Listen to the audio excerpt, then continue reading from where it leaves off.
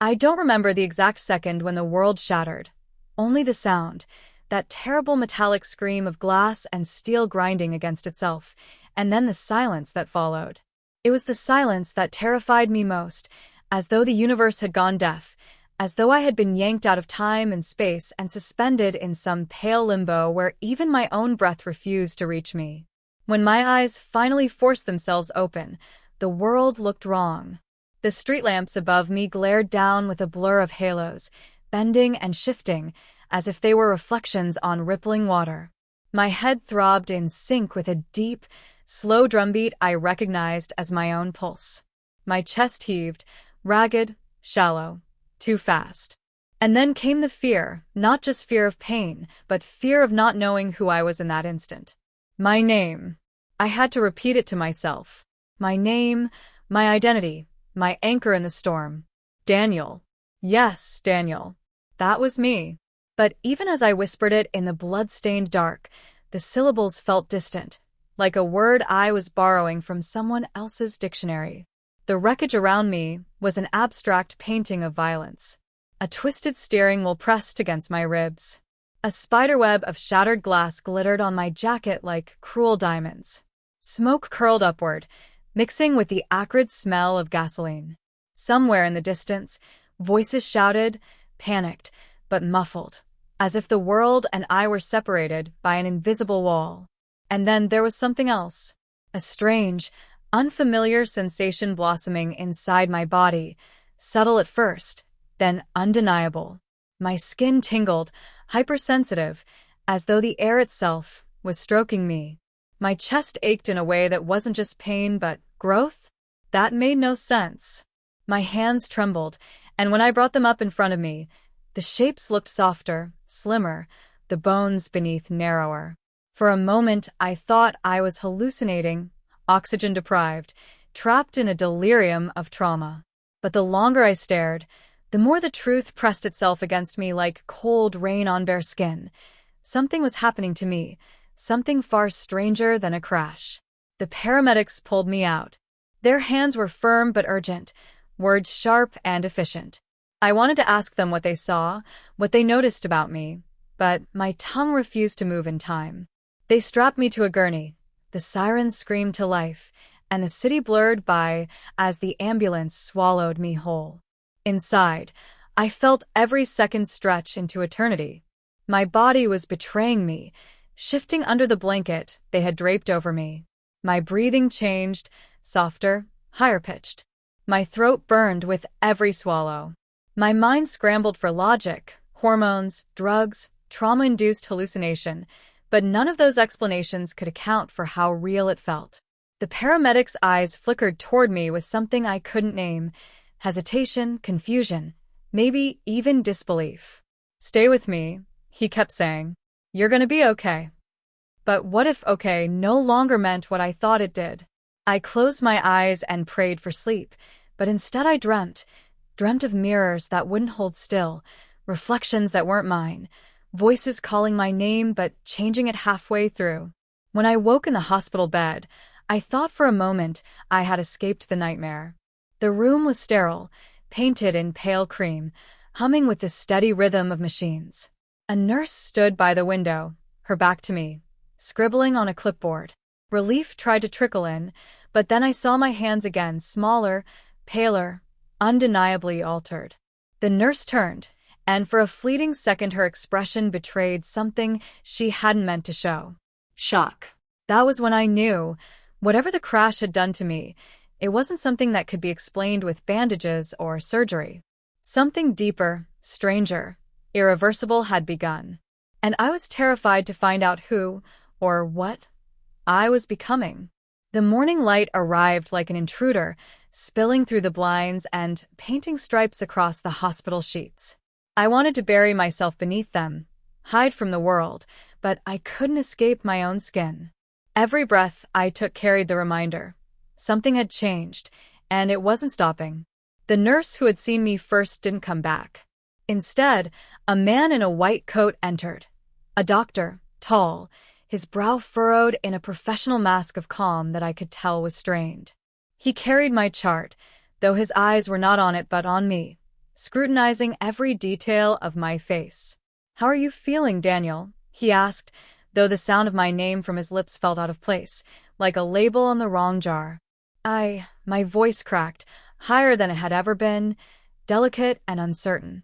It startled me enough that I stopped speaking altogether. I tried again, softer. "I don't know." The doctor hesitated, then pulled a chair closer. "You've been through trauma.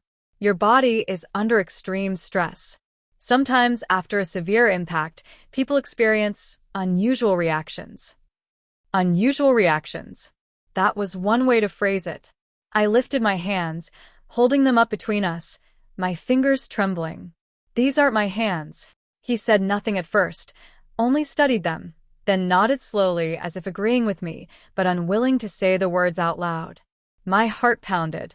"What's happening to me?" Instead of answering, he scribbled something on his clipboard. "We'll run more tests.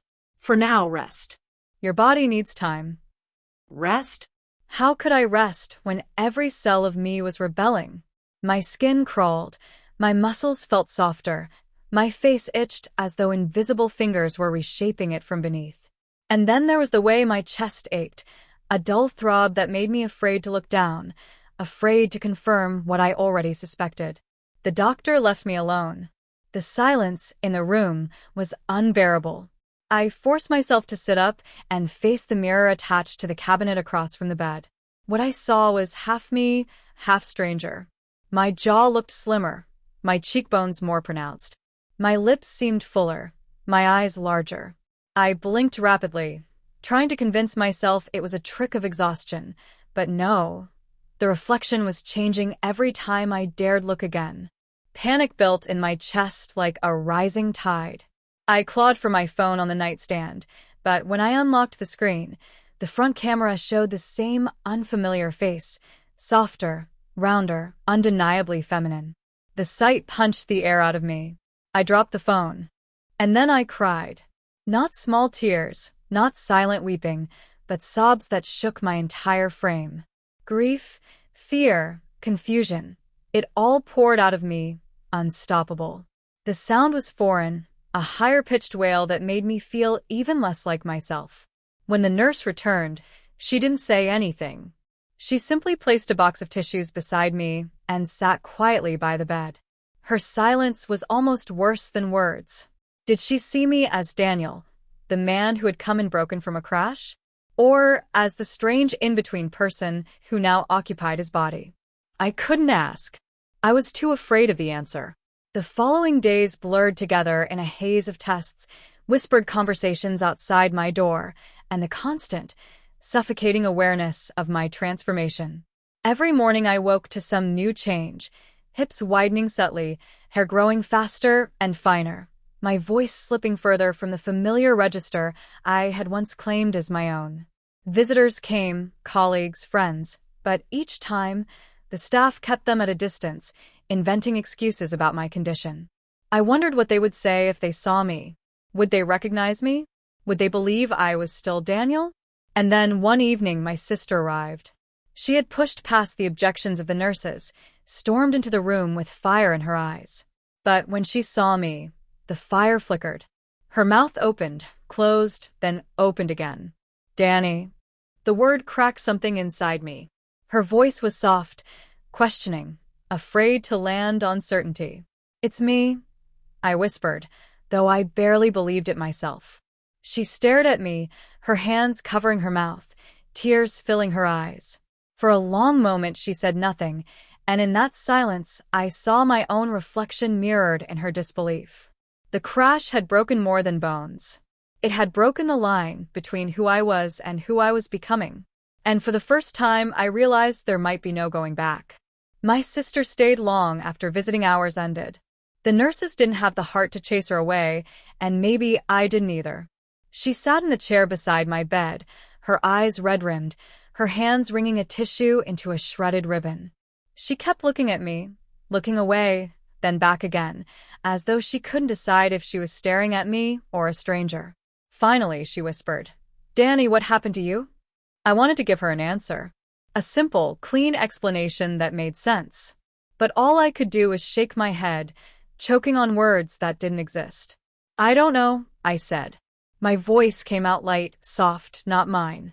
Every time I heard it, it drove another wedge between me and the memory of who I used to be. She reached out, tentative, and touched my arm. Her fingers squeezed as if to ground me, to remind herself I was real. You look different, she said carefully. Different. The understatement hollowed me out. My reflection in the hospital mirror had already betrayed the obvious. My face was no longer a man's face. The angles were wrong, too soft, too symmetrical. My eyes glistened in ways they hadn't before, framed by lashes I'd never had. My hair, somehow, had grown past my ears, sleek and unfamiliar. And my body beneath the gown. I couldn't ignore the truth every time I shifted, the way my chest pulled at the fabric, the way my hips brushed the sides of the mattress differently. I closed my eyes. I don't know who I'm supposed to be anymore. Her hand tightened around mine. You're still you. You're my brother. The word brother made me flinch. Not because I didn't want to be, but because I wasn't sure I still was. That night, after she left, I lay awake listening to the hum of machines and the distant sounds of the hospital, carts rolling, voices echoing, doors opening and closing. My body felt like a battlefield. Every twitch, every subtle ache carried with it the possibility of another shift. By morning, the change was undeniable again. My chest, I couldn't ignore it any longer. Where once had been flatness, there was now weight. My heart pounded as I pulled the gown tighter, trying to hide it from myself, but the fabric pressed against curves that hadn't existed the day before. When the doctor returned, his expression betrayed the struggle to maintain composure. He spoke clinically, asking about pain, dizziness, headaches. But when his eyes drifted over me, they softened into something almost human, pity, perhaps, or awe. I snapped. Stop looking at me like I'm some experiment. His pen froze above the chart. He exhaled slowly. Daniel, what's happening to you is beyond anything I've seen. But you're alive. That crash should have killed you. Alive. Yes, I was alive, but was I still myself? The days dragged. Nurses avoided staring but failed. I caught whispers outside my room. Words like unprecedented, mutation, transformation. They thought I couldn't hear, but every syllable carved deeper into me. And then came the first test of the outside world. The hospital couldn't keep me forever. They decided I was stable enough to discharge. My sister volunteered to take me home. The moment I pulled on the clothes she'd brought, my old jeans, my old hoodie, reality hit me like a second crash. The fabric didn't fit. The hoodie hung differently on my frame. The jeans refused to button over my widened hips. My hands shook as I tried, my throat tightening with humiliation. My sister gently laid a hand on my shoulder. It's okay. We'll figure it out. I wanted to scream that it wasn't okay, that nothing about this was okay, that I was being erased piece by piece. But all I could do was stand there, drowning in clothes that no longer belonged to me. Leaving the hospital was worse than I imagined. Every step into the outside world felt like walking into a spotlight. People glanced at me, strangers, orderlies, visitors, and none of them saw Daniel. Their eyes slid over me, categorizing me instantly as someone else, someone I didn't know how to be. I lowered my head, hiding behind the hood, but it didn't matter. I couldn't hide from myself. The car ride home was silent. My sister drove, her jaw clenched, glancing at me now and then like she wanted to ask questions but couldn't find the courage. I stared out the window at a city that looked the same as before and yet felt impossibly distant, as though I no longer belonged to it. At home, everything was a ghost of my old life. My apartment smelled the same. The furniture was where I'd left it, but it felt wrong. My clothes in the closet, my shaving kit in the bathroom, relics of someone who no longer existed. I stood in front of the mirror over the sink, bracing myself. And when I looked, I finally admitted what I'd been avoiding. The person staring back at me was no longer Daniel. She had Daniel's eyes, yes, but framed in a face that belonged to someone else, a woman. I pressed my palms against the sink, trembling. Who are you? I whispered to my reflection. But the reflection only blinked back, silently demanding that I answer the question myself. And I couldn't. Not yet. The first week at home was a blur of avoidance. I avoided the mirror, avoided phone calls, avoided the pile of clothes in my closet that mocked me with their impossible seams and proportions. I spent most of the time draped in sweatpants and oversized hoodies, burying myself in fabric like I could erase what was happening underneath. But the truth has a way of clawing through fabric. Every time I showered, every time I brushed my teeth, every time my hand accidentally grazed across skin that didn't feel the same, I was reminded that there was no hiding from myself. My body wasn't asking permission to change, it simply was. The world outside my apartment loomed like an enemy. My sister insisted on bringing groceries, worried I'd starve otherwise. She'd show up at my door with bags in her arms, her eyes flicking over me cautiously, as though she didn't know whether to hug me or comfort me or leave me alone. "You should come out with me sometime," she said one evening as she put milk in the fridge. "Fresh air might help." I shook my head instantly. No. Not yet. Her silence was heavy. She wanted to argue, but she didn't. Instead, she nodded, as though accepting that I was building a cage for myself brick by brick. It wasn't just vanity. It was fear. Fear of strangers' eyes, of whispers behind hands, of not being recognized as Daniel anymore. Fear that maybe they would see me more clearly than I saw myself. But fear is exhausting. After a while, it wears you down. It was the mail that finally forced me out. A delivery required my signature, and the courier wouldn't leave it at the door. With my heart hammering, I cracked the door open, hood pulled low. The man on the other side glanced at me, clipboard in hand, and asked for a name. "Daniel," I said quickly. He paused, looking from the ID I handed him to my face, confusion flickering across his features. He didn't say anything, just handed me the package and left, but the look burned into me. He hadn't believed me. That night I sat on the edge of my bed, clutching the package unopened, my chest tight with humiliation. It was the first real proof that the world didn't see me as Daniel anymore. I could cling to the name, the memories, the identity, but to everyone else, I was becoming someone else entirely. The next morning, I forced myself to do what I had been avoiding.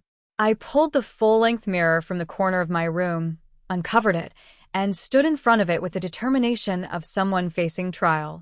There she was again. The stranger. My face, but softer. My frame, but smaller, cavia. My hair brushing against my neck. My chest undeniable now, pressing against the fabric of the hoodie no matter how much I pulled it forward. I stared until my eyes blurred. And then I did something I hadn't expected. I touched the glass, tracing the outline of that face, as though trying to reconcile it with the memories of my old one. My hand trembled. "Is this me now?" I whispered. No answer came, only silence. But the silence wasn't empty anymore. It was full of questions I didn't know how to ask. Over the following days, I experimented in secret. I dug through boxes in my sister's attic, where she had stored old clothes she no longer wore. Dresses, blouses, skirts, relics of her past phases. I told myself I was just curious, that I needed to see how bad it was, how far gone my body had become. But when I slipped a dress over my head, something strange happened. It fit. Not perfectly, but it hugged my form in ways that jeans and hoodies never could anymore. For the first time, I didn't feel like I was swimming in someone else's wardrobe. I stared at myself in the mirror, my breath shallow. I expected disgust, horror. Instead, I felt conflicted. Conflicted because it wasn't just wrong. It wasn't just alien. It was also real. The fabric acknowledged me in ways my old clothes refused to. And that scared me more than anything. My sister caught me once. I had been too careless, too absorbed in my private confrontation with the mirror. The door creaked open, and there she was, frozen in the doorway, eyes wide. I spun around, cheeks burning. "It's not what it looks like." Her gaze softened, though her expression was unreadable. She stepped inside, closed the door quietly, and said only, "Danny, it's okay." The words undid me. I sank onto the bed, covering my face with my hands. No, it's not. None of this is okay. She sat beside me, wrapping her arm around my shoulders. Maybe not, but it's real. And we'll figure it out. Together. Together. The word gave me something I hadn't realized I was starving for. Hope. Not of undoing the crash, not of rewinding to the life I'd had before, but of surviving whatever was happening now. Still, when night came, the fear returned. Lying awake, listening to the city hum outside my window, I couldn't stop asking myself, how long before I stop recognizing myself entirely? How long before Daniel is nothing but a memory whispered by people who once knew me? The crash had taken my body, but now it was reaching for my identity. And I didn't know if I was strong enough to hold on. I learned that identity can be a slow erosion and a sudden cliff all at once. One minute you are walking across familiar ground. The next the map has folded itself into something unreadable, and you are clinging to the edge, palms scraping at what used to be solid. The middle of my life had become that cliff. I woke one morning to a city that still hummed the same tune outside my window, and a body that had rehearsed a different song overnight. The weight of it sat on me like another person, quiet, insistently present, rearranging the way light caught on my skin. My days had settled into a strange rhythm of careful experiments and reckless curiosity.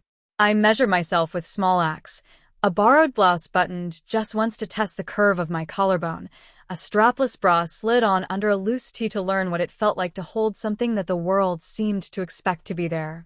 Each experiment left fingerprints on my psyche. Some were small, almost tender discoveries, others felt like betrayals. The more I observed, the less I could deny that the person in the mirror was not an accident of swelling or hallucination but a new architecture of flesh and bone entirely intent on being. The body had votes now, and it cast them without asking. Work became an impossible horizon. I couldn't imagine sitting in the same fluorescent room, making the same jokes, listening to colleagues call me by a name that fit a shape I no longer recognized. My phone vibrated with messages from people whose faces I knew and whose expectations were now weighty and uncertain. A few called, voice trembling with compassion. Others left voicemails that sounded like math problems in which no one was certain of the variables. I deleted most of them. There was a perverse tenderness in choosing silence, an illusion that if I ignored the world long enough it might forget to notice the way I had changed. My sister took up the slack. She became my buffer, my interpreter, my unwilling public relations manager. She handled the calls I refused to answer. She accompanied me to medical appointments and acted as if she was reading a script that had not been written for either of us. Sometimes, late at night, she would fall asleep on my couch wrapped in one of my old hoodies, and I would watch her sleeping face and feel gratitude sharp enough to bruise. She didn't try to fix me. She simply sat in the translation, standing in the middle of what used to be and what was arriving, and that steadiness kept me from falling apart. There were other people, though, strangers or acquaintances, who found ways to test the edges of what they could say and what they could assume. Once, in the grocery aisle, a woman smiled at me while reaching for the same jar of sauce and then, seeing who I was becoming, offered a tentative compliment. Nice sweater, as if that could flatten the genuine risk of seeing someone's life tilt. Her kindness was a tiny island in a sea of startled looks and private whispered theories. Another time, a man at a coffee shop addressed me with a pronoun I instinctively accepted because it felt right, and the barista's correction was audible and brutal. The small kindness and the sharp correction rung in my ears like percussion. The world was constantly negotiating me into categories that made sense to it, and I was a living problem it wanted solved. Sleep was a theater of the mind. I dreamed of the crash at first, metal shrieking, glass like frost, my name muffled by twisted steel. As the days grew more distant from that night, the dreams rearranged. I dreamed of mirrors that opened like doors, of a crowd that leaned forward not to throw stones but to lean in and listen to me speak. I would stand on stages I had never walked onto and tell my story in a voice that was my voice and not my voice, and the audience would lean in until their breathing matched mine. Those dreams were small comforts, rehearsal for a life that might one day be inhabited without the tremor of fear. When I woke from them, there was a faint residue of bravery left over, like a perfume. I tested the world privately and publicly. I let a friend from college stop by unannounced, a reckless, necessary gambit to see if the Daniel he remembered could still be recognized beneath the new shape. He sat across from me at my kitchen table and at first could only talk about the weather and his job, safe, neutral things, the way people do when they're not ready to look at the cracks in someone else's skin. Finally, he reached for a coffee mug and looked up. There was a beat between his inhale and his words, and I could tell that he was choosing how to locate me in his memory. "You okay, man?" he asked, the words slipping out before he found another. His eyes searched my face like someone trying to reconcile two photos of the same person from different years. I wanted to say yes because that would have been simpler. Instead, the truth came out jagged. No. I'm not okay, but I'm not dead either. He sat down heavily, as if my admission added weight to the chair. Then, with an awkward tenderness I will always remember, he asked, "Who do you want to be called?" The question wasn't small. Identity can be a house you build brick by brick, or it can be a key you hand someone so they can enter you with respect. I hadn't yet decided what key I would hand out. I hadn't yet learned how to unlock myself. But that night, the sound of his voice asking made something in me unclench. I swallowed, and then I said a name I had kept like a seed in my mouth for weeks, one that felt honest in a way Daniel no longer did. He repeated it, testing it on his tongue like a new word he had found in a foreign book. It fit awkwardly at first, but grew more comfortable each time he said it. Later he would tell me that the name made him imagine different things, that it fit a version of me he was only just learning to see. That was the first time someone outside of my sister accepted a part of me before the world insisted they categorize me into old boxes. It was small progress, but progress nevertheless. The city itself became a teacher of humility. There were bureaucratic hurdles I had never anticipated. I discovered that forms and IDs and institutional language had little empathy for the fluidity of a human life. Filing medical paperwork became an act of self-definition, boxes to tick, letters to file. At one point, when I needed to update insurance information, a clerk looked at me with an expression that tried to be helpful and failed. She asked questions that assumed continuity and then faltered at my answers. The systems we build are brittle. They collapse when life diverges from expectation. It was exhausting having to assert myself to a paper world that had no room for my new contours. And through it all, there was a quiet, stubborn strand of curiosity and, startlingly, moments of joy. I discovered joys that arrived like contraband. The first time a skirt caught the light and made me feel like I was moving inside a private secret. The way a pair of flats changed the cadence of how I walked, as if the city sounded different beneath me. The way a voice cracked one morning when I laughed, and the echo of it felt less like someone else's recording and more like a live wire inside me. These pleasures were not trivial. They were revelations. They were proof that amid loss there could still be discovery, and discovery sometimes felt like reclaiming a small, bright shard of myself. There were days saturated with grief. I would stand in the shower and let water pound down as if it might pound me back into the person I had been. I mourned not only my old body, but the future I had planned. Mundane things like barbecues with friends, promotion meetings, stupid practicalities that used to anchor me. I mourned the way people would remember me, if they remembered me at all, as someone other than the one who had slipped away. Grief arrived in images as simple as my old razor in the drawer or a favorite t-shirt that now hung oddly on my frame. These images pressed like fingerprints on my ribs. But grief also taught me patience. It showed me that identity is not a momentary pronouncement, but a negotiation with time. Some parts of me clung to Daniel like a talisman. Others reached out like fingers testing unfamiliar water. The push and pull became a map of what I wanted to salvage and what I might allow to be transformed. I learned to hold both grief and curiosity at once, because the two did not cancel each other out. They were both true. And then, one unexpected afternoon, I received an invitation I almost refused. A community center down the street, a place I had walked past 100 times and never entered, hosted a support circle for people experiencing gender identity questions stemming from medical, social, or other life events. I almost closed the letter and filed it away as someone else's business. Instead, on a whim that felt like the most daring decision I'd made since the crash, I went. Walking into that room felt like stepping into a different atmosphere. There were people with stories that mirrored parts of mine and parts that were completely different. There was an ease to them, a vocabulary I didn't yet have but which felt like it might fit. We sat in a circle of mismatched chairs and spoke without judgment. When it was my turn, my voice trembled but carried. I told them about the crash, about the mirror that refused to hold still, about the small panics that lodged themselves in my throat. I told them I wasn't sure what I wanted to be called, and that some mornings I woke and clung to the old name like a buoy. They listened. They asked gentle, practical questions. Somewhere in the conversation, I found phrases I could use to explain things to myself: hormonal shifts, neurological responses to trauma, the way the body sometimes rewires itself in unpredictable ways. Medical terms are not magic, but language helped me tune the scattered noise into frequencies I could manage. When I left that room, there was no miraculous solution waiting on the pavement outside. The city hadn't rearranged itself overnight. But there was a new thing inside me, a community that had seen me and not turned away, people who carried their own weather and still offered shelter. For the first time since the crash, the future felt like a room I could enter, if only tentatively. I walked home slowly and let the cool air touch the parts of me that were still raw.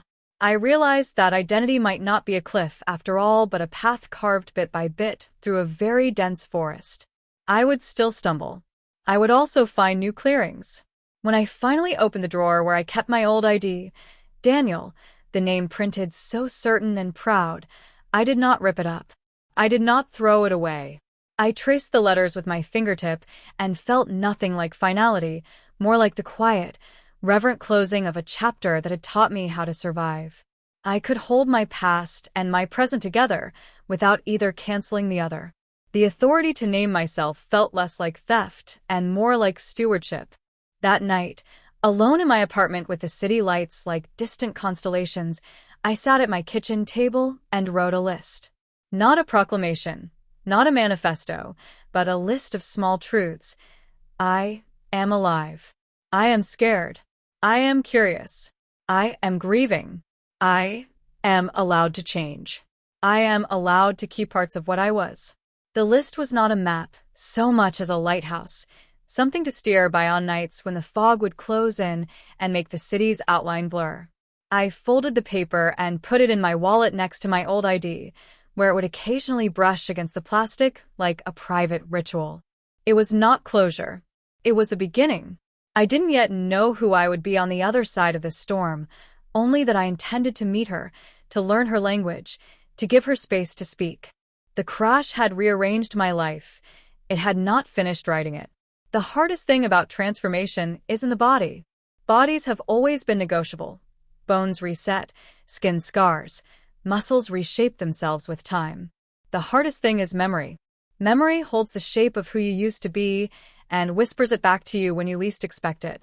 My memory still called me Daniel every morning, and yet my reflection insisted on a different syllable, softer, strange, insistent. I tried to live between those two voices, but the world forced me to choose. It began with work. My employer had been patient, generous, even granting me leave during recovery. But patience has a clock, and eventually the call came. My manager's voice was polite, clipped, hiding his unease behind words like update and timeline. I hesitated before answering. I don't know when I can come back. There was silence on the other end, and then he asked the question he really wanted to ask. Daniel, are you still the same person? I almost laughed, but the sound caught in my throat. Yes, I said. Then softer, no. I don't know. He exhaled, heavy. We'll figure something out. But I heard the doubt, the recalculating behind his tone.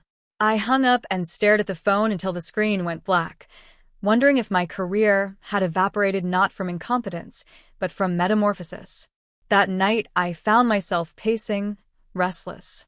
My sister watched me with concern. You need to see people, she said. Hiding won't stop this from being real. Her suggestion was terrifying. But she was right. If I didn't test the world would always remain an enemy. So I said yes when an old group of friends invited me out, half out of desperation, half out of guilt.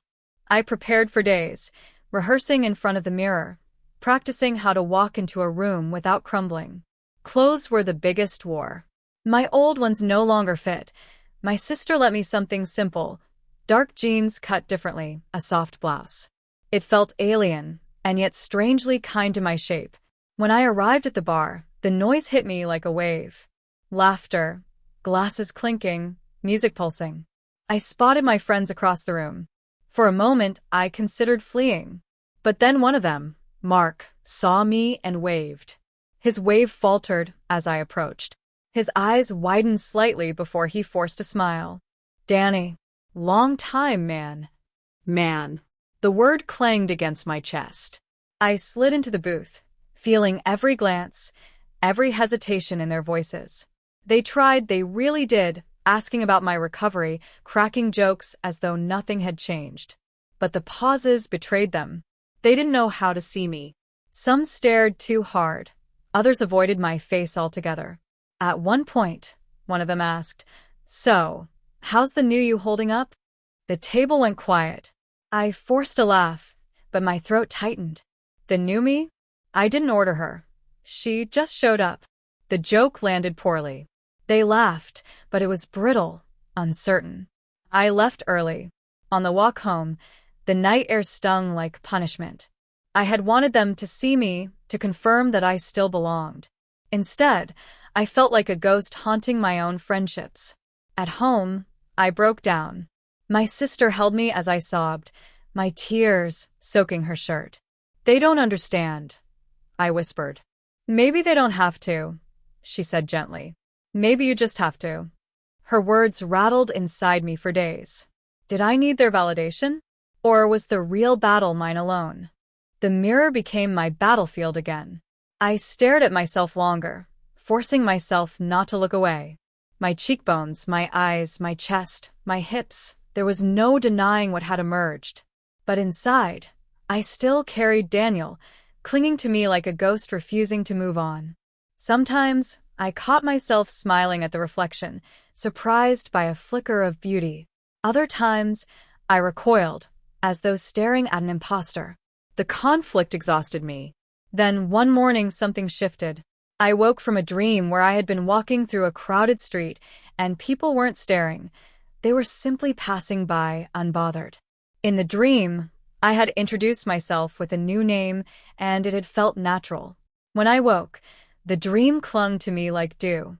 I whispered the name aloud. It rolled off my tongue hesitantly, but it wasn't foreign. It was mine waiting. For the first time since the crash, I felt a thread of acceptance tugging at me. Not complete, not final, but enough to keep walking forward. The crash had broken me open. Now, maybe it was asking me to rebuild. The first time I tried introducing myself with my new name, my mouth went dry. It was at the community circle I'd started attending once a week, a gathering that had slowly turned from foreign terrain into something resembling safety. We were seated in our usual mismatched chairs, a half circle facing each other, sunlight spilling in through the high windows, dust floating like tiny planets in the air. When it came to me, I hesitated. My heart pounded so loudly I thought everyone must hear it. My throat closed. But then I remembered the dream, the one where strangers passed me by without question, where the new name had slipped out like water. So I said it, out loud. The moment it left my lips, silence stretched. But it wasn't hostile. It was patient, a silence that held space for me to adjust to my own courage. Someone across the circle smiled. "It suits you," they said simply. The words landed like a bomb. For the first time in months, I felt the tightness in my chest loosen just a little. Later that night, I stood in front of the bathroom mirror and repeated the name again and again, watching the reflection slowly accept it. My face was still strange to me, still too new, but hearing myself claim something, anything, made the strangeness more bearable. But the outside world was not a circle of mismatched chairs. My first real test came at the pharmacy. I needed to pick up a prescription, and the label still bore my old name. The clerk called it loudly, the syllables cracking through the air like a whip. People turned their heads. My stomach dropped. I stepped forward anyway, hands trembling, and took the bag. The clerk glanced at me, then back at the label, confusion flickering across her eyes. For a moment, she looked as if she might ask questions. But she didn't. She simply said, "Have a nice day," though her tone carried uncertainty. I left the store with my pulse racing, the bag crumpling in my fist. It wasn't violence, it wasn't cruelty, but it was enough to remind me how fragile my sense of self still was. At home, I collapsed onto the couch. My sister sat beside me, wordlessly placing a blanket over my shoulders. "It'll get easier," she whispered. "Will it?" I asked, my voice shaking. Yes. "Because you're stronger than you think." Her faith in me became an anchor I clung to. But even anchors strain in storms. The storm came in the form of my parents. They lived 2 states away, and until now, I had managed to keep them at a distance with vague updates about my recovery. But secrets rot if left too long. One evening, the phone rang, and it was my mother. "We're coming to visit," she said. Her tone was cheerful, but beneath it was steel. They missed me. They wanted to see me. I froze. "Mom, I don't think that's a good idea." "Daniel," she said firmly, "we're your parents. We love you. We need to see you." The call ended before I could stop them. The days leading up to their visit were suffocating. I rehearsed conversations in my head, none of them ending well. My sister tried to reassure me, but even she seemed nervous. When the knock finally came, my stomach twisted. I opened the door, and there they were, my mother clutching a casserole dish like it was armor, my father standing stiff, his eyes scanning me instantly. The silence was unbearable. My mother's smile faltered, her eyes darting across my face, my frame. My father's jaw tightened. "Danny," my mother whispered. Her voice cracked. I swallowed hard. "It's me." The visit was awkward, painful. They sat in my living room, sipping tea, pretending to make small talk. But every word was heavy with unspoken questions. At one point, my father finally said, "What happened to you?" The question shattered me. I wanted to scream that I didn't know, that I hadn't chosen this, that the crash had rewritten me without consent. But instead, I said softly, "I'm still your child." My mother's eyes filled with tears. My father looked away. The silence stretched like a canyon. When they left, I collapsed in my sister's arms, sobbing until my chest hurt. "They don't see me," I whispered. "They will," she said gently. "Or maybe they won't. But you see you. That's what matters." Her words clung to me like threads stitching a wound. That night, I stood in front of the mirror again. My reflection stared back, no longer just a stranger, no longer just Daniel's ghost. She was someone in between, someone becoming. I whispered the new name once more, and this time, I didn't flinch. The crash had taken away certainty. But maybe, just maybe, it had given me a chance to discover who I was always meant to be. There are moments when time itself seems to pause, as if the world is waiting to see what you'll do next. My life had become a series of those pauses, standing at the edge of choices that terrified me. Every day now felt like a dare. The day after my parents' visit, I sat in my kitchen staring at a blank page in my notebook. I wanted to write it all down. The crash, the hospital, the mirror, the grief. But every time I tried, the words slipped away. It was as if language refused to cooperate, as though even the page didn't know what to call me anymore. Instead, I found myself sketching. Not well, not with skill, but enough to map the outlines of my face as it had been, and as it was now. 2 overlapping images, one fading into the other. A collision of selves. By the time I set the pencil down, my hands were trembling, but I felt oddly lighter, as if seeing the transformation on paper had stolen some of its power to haunt me. But outside, the world didn't wait for me to catch up. One afternoon, my phone buzzed with a message from Mark, the friend who had seen me at the bar weeks ago. "We're all getting together this Friday. You should come." The idea filled me with dread. And yet, part of me wanted to accept. I was tired of hiding. Tired of letting fear dictate the shape of my days. Friday came too quickly. I stood in front of the mirror, paralyzed by indecision. My old clothes no longer fit the way they should.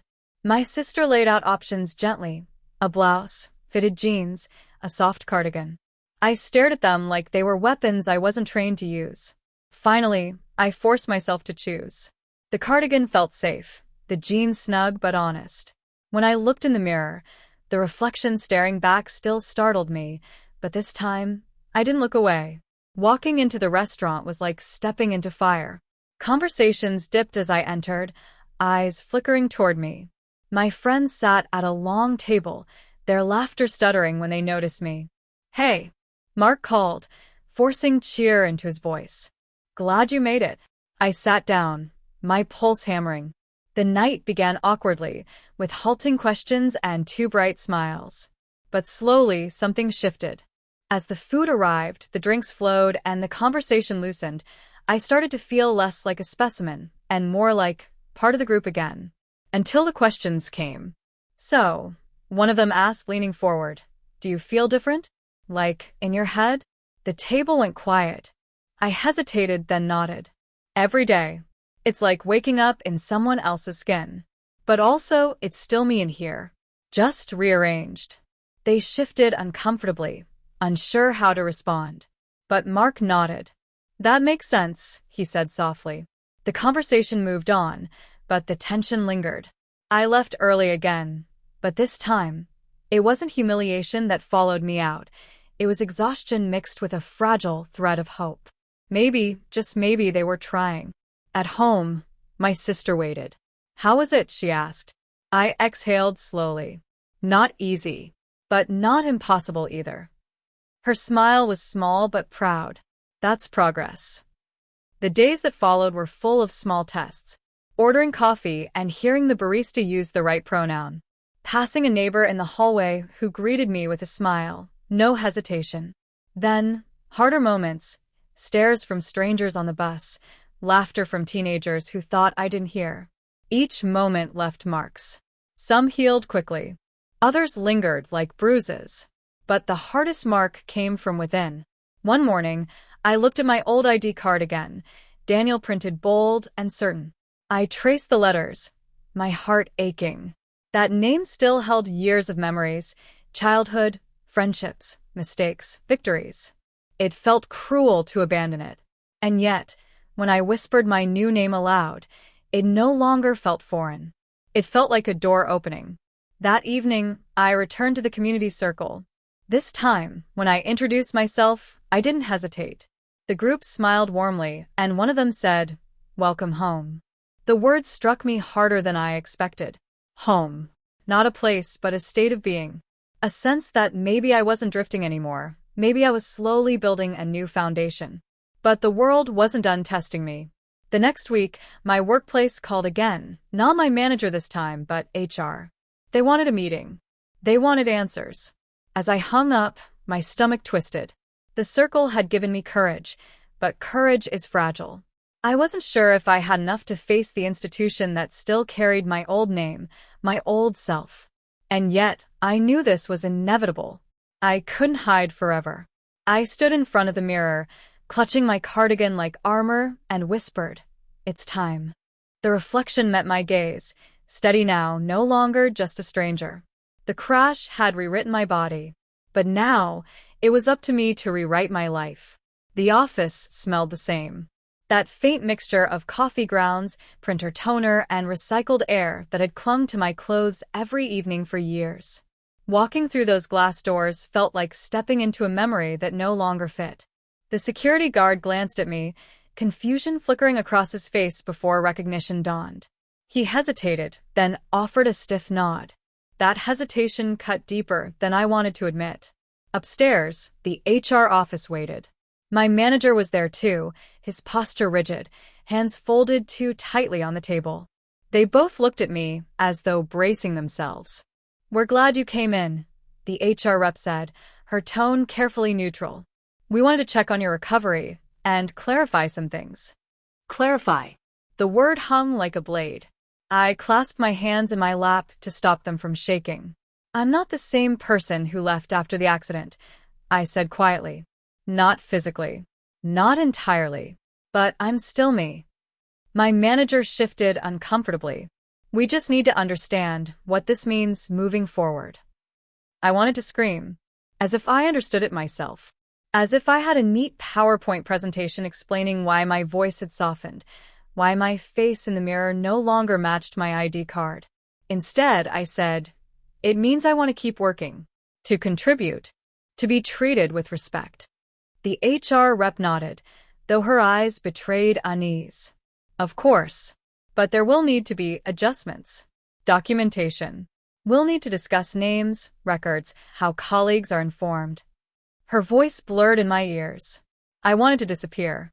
I wanted to burn every trace of my old self and yet hold on to it at the same time. When she finally paused, I swallowed hard. I'm using a different name now, I whispered. Saying it in that sterile office felt like ripping open my chest. I'd like it to be used here too. The silence that followed was unbearable. My manager cleared his throat, eyes darting anywhere but at me. The HR rep typed something into her computer. We can note that, she said finally. Note that. As if I were a memo. The meeting ended with polite words and fake smiles, but the walk back through the office was torture. Colleagues glanced up from their desks, eyes flickering with curiosity, confusion, pity. Some smiled tightly, others looked away. Every glance was a verdict. By the time I stepped outside, I felt flayed raw. My chest ached, my throat burned.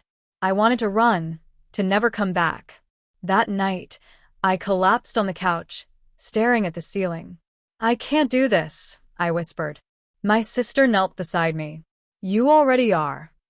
Her words stuck with me. They haunted me at night, but not cruelly, like a reminder I wasn't ready to accept yet. Days blurred. The office became survivable, though never easy. Some colleagues adapted quickly, using my new name without hesitation. Others stumbled, their apologies tinged with annoyance. Every mistake felt like a crack reopening. But amidst the discomfort, something unexpected happened. Mark, my old friend who had seemed so unsure at the bar, showed up one evening with takeout. I figured you could use company, he said simply. We ate in silence for a while, the smell of fried rice filling the room. Finally, he looked at me. I don't get all of this, he admitted, but I'm trying. And I still see you, even if you look different. Tears stung my eyes before I could stop them. Thank you, I whispered. That night, when he left, I stood at the mirror again. My reflection looked tired, but also steadier. For once, I didn't flinch. The next week, the community circle invited me to share more of my story. My hands shook as I spoke, but the words poured out. The crash, the confusion, the fear, the fragile hope. When I finished, the room was silent. Then someone reached over and squeezed my hand. You're braver than you think, they said. Braver. The word felt foreign, but it nestled into me like a seed. Still, courage has limits. One evening, on my way home from work, a group of strangers on the street corner laughed as I passed. Their voices carried sharp, cruel tones. I quickened my pace, heart hammering, shame burning hot under my skin. By the time I reached my apartment, I was shaking. I slammed the door shut and slid to the floor, sobbing. The walls seemed to close in, the air too thick. My sister found me there, pulled me into her arms, whispered that I wasn't alone. That night, as I lay in bed, I thought about everything the crash had stolen. My old body. My certainty. My place in the world. But then I thought about what it had given me, the chance to see myself stripped bare, forced to confront the question of who I was without armor. And slowly, I realized the crash hadn't just rewritten me. It had forced me to choose, to either run from myself forever or to finally step into the reflection waiting for me. I wasn't ready yet, but for the first time, I believed I could be. The anniversary of the crash arrived quietly, like a shadow slipping into the room. I hadn't marked the date on my calendar, but my body remembered. That morning, I woke with a heaviness I couldn't name, my chest tight, my breath shallow. The sunlight felt sharper, the air heavier. I found myself walking without really deciding where to go. The city pulsed around me, cars honking, people rushing, snippets of laughter spilling from cafes. Yet all of it felt muted, as though I were moving underwater. My feet carried me to the intersection where it had happened. The road looked ordinary now. Fresh paint on the crosswalk, traffic humming along. No scars remained, no evidence of the night my life had split in two. But I stood there, rooted, my hands trembling. I remembered the sound of the metal screaming, the silence afterward. I remembered the fear of opening my eyes and not recognizing my own body. I remembered clinging to the name Daniel like a lifeline, even as it slipped away. And then I remembered everything that had come since. The mirror battles, the awkward dinners, the stares, the tears, the small victories. The community circle. My sister's unwavering support. Mark's hesitant but steady friendship. A car horn jolted me back, and I stepped onto the sidewalk. My legs felt unsteady, but my heart carried a new rhythm. That evening, I lit a candle in my apartment. My sister sat with me in silence, the flame casting soft light across the room. I don't know if I'll ever stop grieving him, I admitted. Daniel. He was me. He mattered. She reached for my hand. You don't have to erase him to be you. He's part of you. Always will be. Her words broke something open in me, something I'd been holding too tightly. For months, I had tried to choose between selves, to declare one dead and the other alive. But maybe it wasn't about choosing. Maybe it was about weaving. I closed my eyes and whispered my new name aloud, then followed it softly with the old one. The sound was strange, but it felt right. Two threads twisted into the same rope. The days that followed were not perfect. Strangers still stared sometimes. Co-workers still stumbled. My parents still struggled. But the difference was inside me. The mirror no longer felt like an enemy. Some days, it even felt like an ally. One morning, I caught myself smiling at my reflection. Really smiling. Not because I looked flawless, but because I looked whole. Later that week, at the community circle, I shared something I had never dared to say out loud before. The crash didn't just take something from me, I said, my voice steady. It gave me a chance to meet myself again. Not the self I expected, not the self I planned, but a self I'm learning to love. The room was silent for a moment, then filled with soft nods, warm eyes, quiet affirmations. I felt the weight in my chest ease. Walking home that night, the city lights shimmered like stars scattered across the pavement. I breathed in deeply, the cool air sharp but alive in my lungs. For the first time since the crash, I felt like I was not running for my life, but stepping into it. And though I knew there would still be storms ahead, I also knew this. I was no longer just surviving. I was becoming. The crash had turned me into someone I never expected. But she was mine. And I was hers.